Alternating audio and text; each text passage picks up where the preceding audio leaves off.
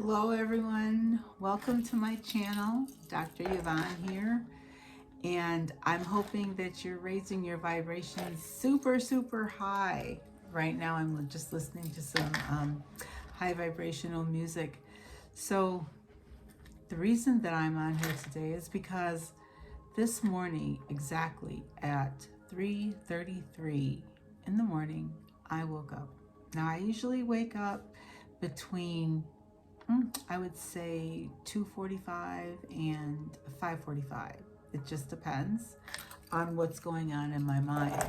But lately, I have been seeing, the angel numbers, and I have been seeing a lot of 333s, 111s, 555s, which all means something if you guys aren't aware of that.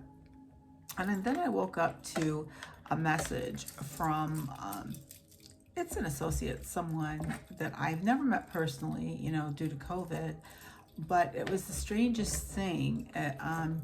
Of course, it had something to do with one of my tattoos, which I love my tattoos because I was Roman Catholic, and so you weren't allowed to what they would call, desecrate your body.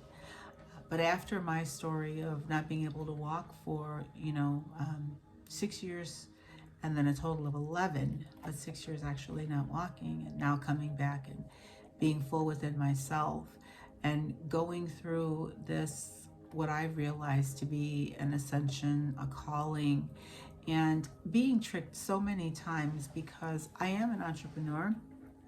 And what it turns out is that there's so many people out there that are not what they say they are, or they say they can do something and they can't do something.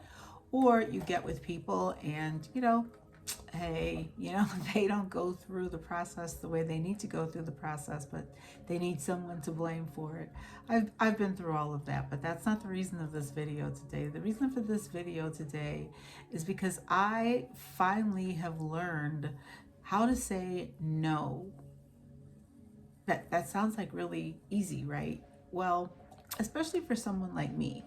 I don't have a lot of patience for non-family members especially, but people that waste my time. And over, I would say 2019 and definitely through 2020, what I have realized is how many people out there just would like to catch on to people's coattails and somehow claim, their success. And when you think that these people are actually for you, you find out through asking the universe, through prayers, through meditations, through breathing, through all the things that you do to make yourself a better person, not just in reading the Bible, but all the other things that connects us, as a whole, because we are all connected. We are all connected. And some people might say, oh, stones don't have any feelings, or, water is just something that you simply drink. Well, not if you bless it. Of course, it'll nourish your body as well. But if everything you put into your body is blessed, why wouldn't you bless what actually brings you, gives you life and hydration, water? But I finally said a real no to a person in my family that I was kind of like halfway on the fence about, wishy-washy, I guess is the best way you could put it. But I kept on hearing from spiritual advisors and also teachers that your blessings, although they will come to you, until you realize what you have to give up in order to receive what the divine has for you, you have to seriously give it up. And sometimes it's a very hard thing to give away. It could be a person, it could be an object, it could be, a situation. It really doesn't matter.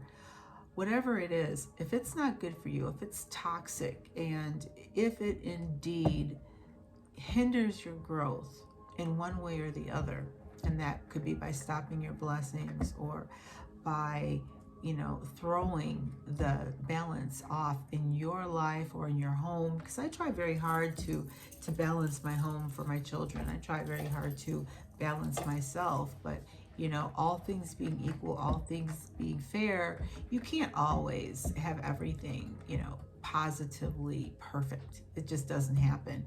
And so when you meet people that tell you, oh, my life is so perfect, I live in a perfect house, I'm just so perfect, oh, I have a perfect husband, oh, we never fight, oh my God, my kids are just the best.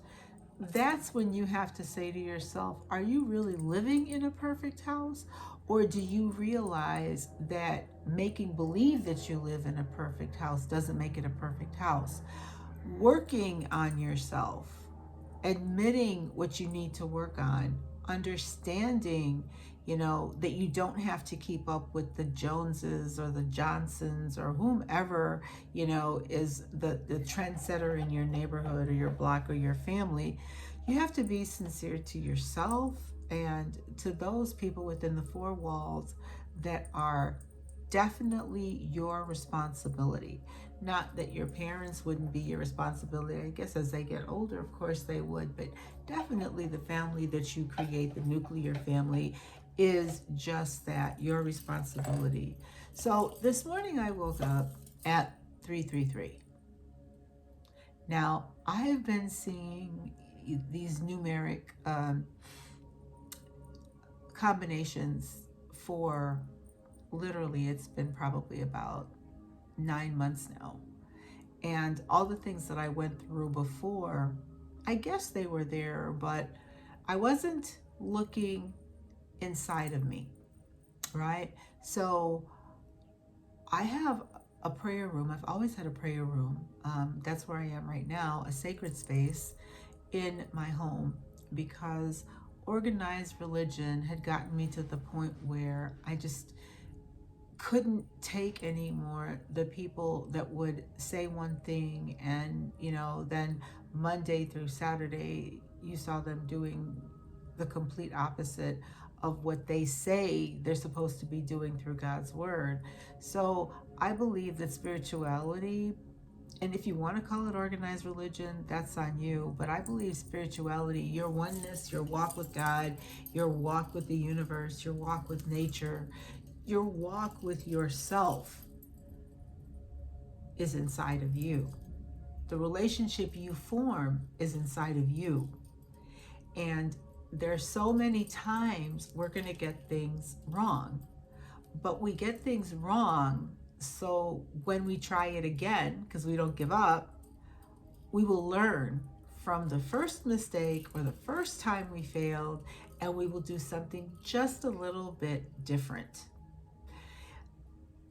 I saw my youngest son run his first track meet today.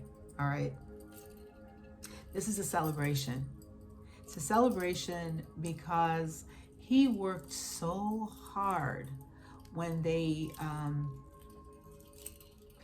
just didn't even give him a shot when he was a freshman in high school. It broke his heart because his brother is a runner, but wasn't really surprised at what they did. It's just how they did it, because even when my oldest son was running for that school, all the hard work that he put into,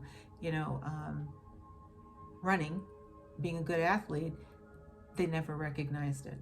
But his teammates recognized it. The teammates' parents recognized it. When I realized that there were so many parents that loved my Cody, I couldn't believe it. But he's one of those indigo star seed beings. And if for some reason you don't resonate with him, it's because of your heart.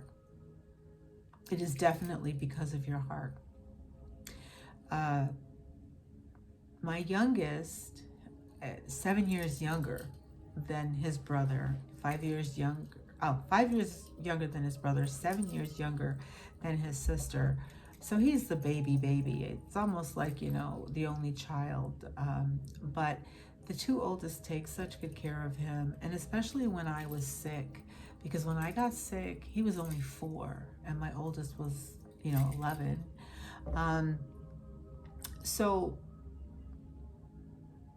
to watch him race today after being so badly thrown away freshman year by their new coach, which would have never happened under the old coach, even though the old coach did have similar ways of handling athletes. There's always like that one athlete that, everyone pins their hope on him. When it's a team sport, and you should be teaching your children what it means, to play, to be on a team, to support each other. And there is no I in team.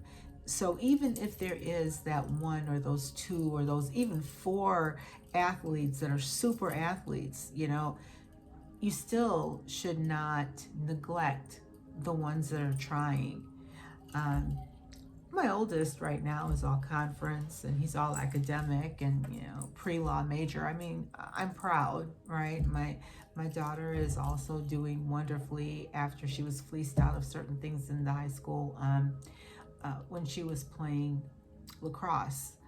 But the point that I'm making is, I sat in the stands today. I was able to get out of my car, walk without stopping.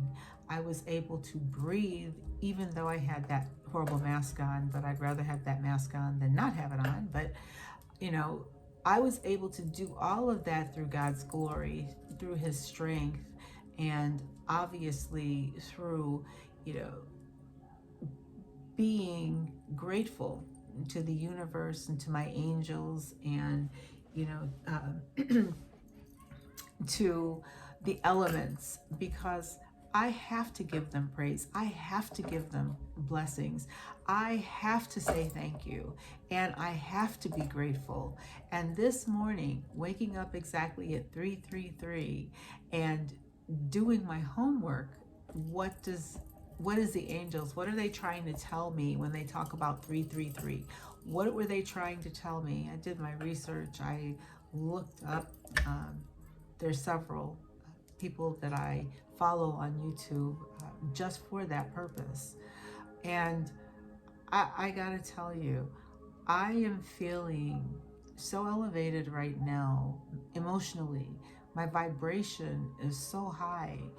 But if you would have even guessed the kind of day that this family had yesterday, you would be just like, why aren't you still in bed under the covers with them drawn over your head? Or why aren't you rolled up in a ball crying? And then I'll simply say to you, I did that for 2 seconds or whatever. And then I realized, you know what? No. You, whoever this person was, does not dictate what the universe and God has for me, or what my day is going to be like, because you're so bitter. So the lack of indulging that person, and the quantifiable no, that's it, was resounding. And my angels were very proud of me this morning. And so that is why I woke up exactly at 3:33. And I got up, I did my prayers, I did my meditation, I did my wonderful shower, I do my herbs and my cleansing showers with my sea salts and things of that nature. I have this routine that I do every single day. And I added one more thing to that, and that was an additional blessing, a prayer, an additional thank you, a showing of gratitude for revealing to me that they were proud of me. You could probably hear there's some kids, I think, back there. They're not in my yard, but they're like back there. But, at least they're having fun, right? Got to keep that elevation up.